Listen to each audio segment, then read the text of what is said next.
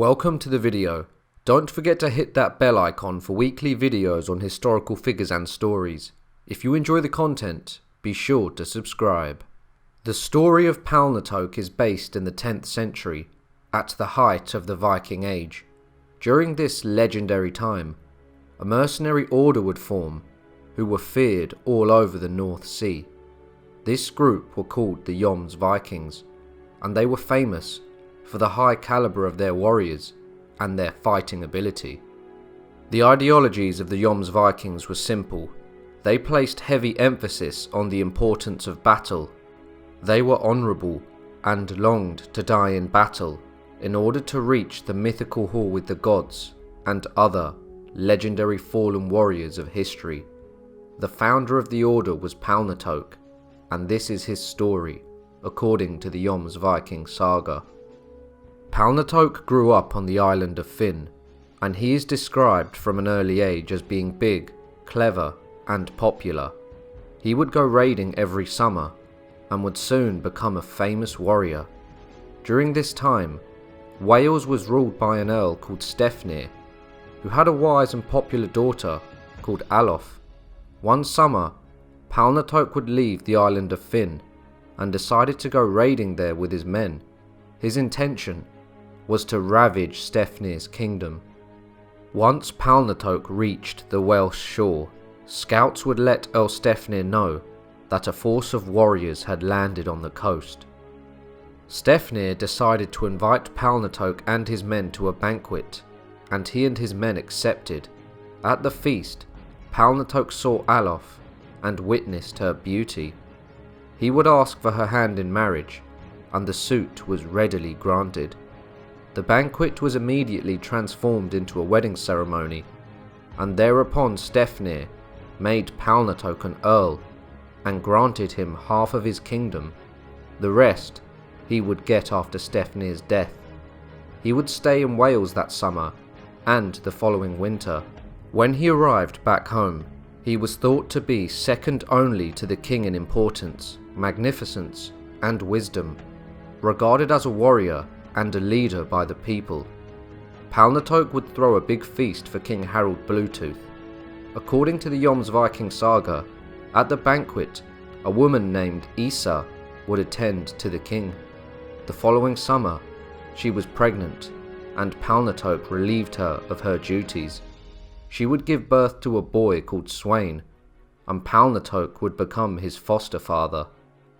3 years later, King Harald Bluetooth attended another one of Palnatoke's banquets. At the head of the table was King Harald and Palnatoke, and as they were there talking, Isa approached them with a child. She told the king that it was his son, to which King Harald replied, "You are very rash and foolish. Don't say such things again, if you want to remain unharmed." Palnatoke would get in a word and say, "She would only say that, your majesty, if she thought it was true. She is not a loose woman. It's for your own sake that I have given her my protection." The king replied, "I shall not give you thanks for that."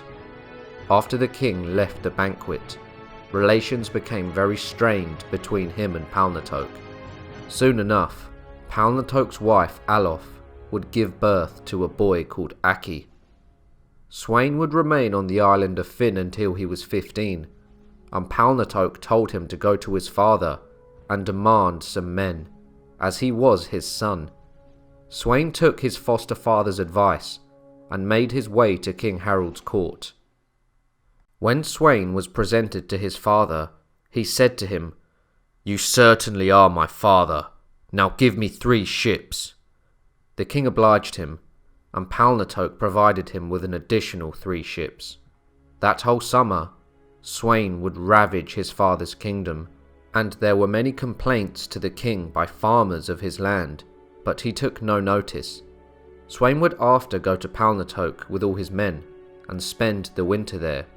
When spring came, Sweyn once again asked for another 12 ships. His father said to him, "You are a thief and a robber, and I shall never call you my son." Sweyn replied, "We'll fight it out here and now, and you'll have no chance of slipping away." To that the king replied, "You have such a brave spirit that you may well have been born of noble parents. You shall have what you demand." Sweyn returned back to Palnatoke, who welcomed him with open arms. Palnatoke said, "It looks like my advice is turning out well for you, as you now have a larger force than ever before. But the king will not endure your raids any longer. Do not flee if the king sends an army against you, for I shall come to your assistance." After this the two men parted. Sweyn went to Denmark and set fire to the countryside, while Palnatoke went to see the ongoing affairs in his lands. It wasn't long until King Harold had enough of his son, and he personally led 50 ships in search of his son Sweyn. King Harold and Sweyn's forces would meet each other at Bornholm. A battle on the water would soon commence, but it had no clear victor, and in the evening, both armies anchored their ships at the bottom of the creek.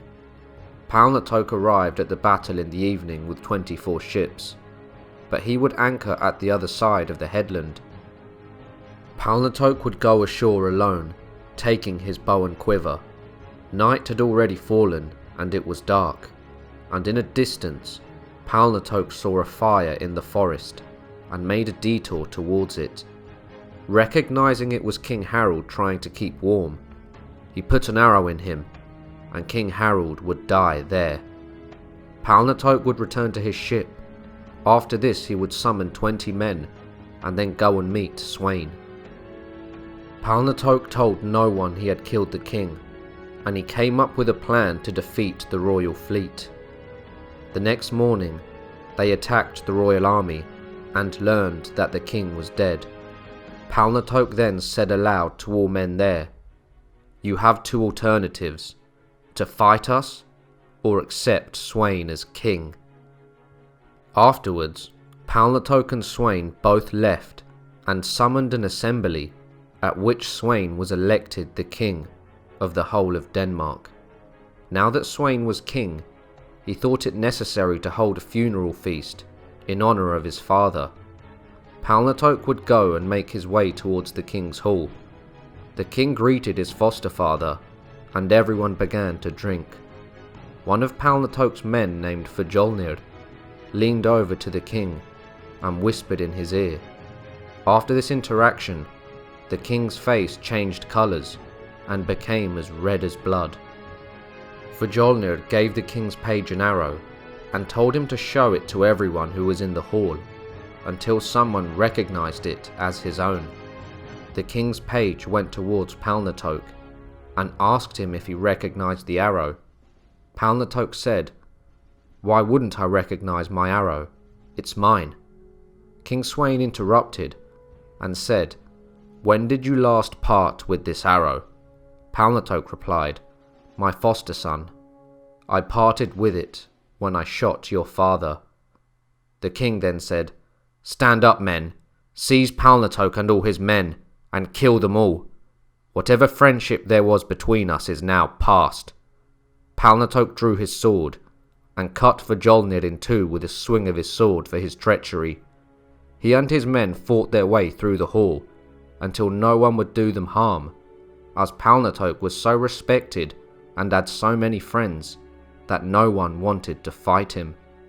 Palnatoke and his men then took their ships, fell to the oars and rowed away, not stopping before they came home to Wales.